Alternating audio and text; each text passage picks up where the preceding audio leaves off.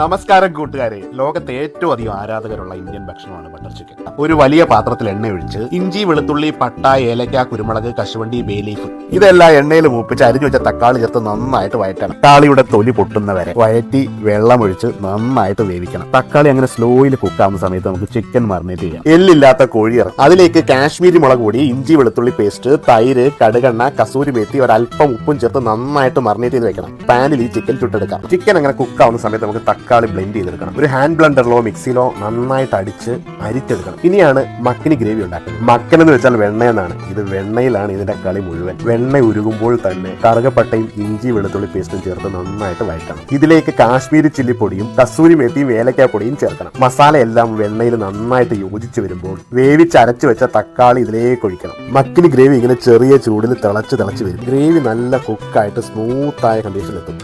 ആ സമയത്ത് കുറച്ച് തേനും ഡബിൾ ക്രീമും ഒഴിച്ചു കൊടുക്കാം.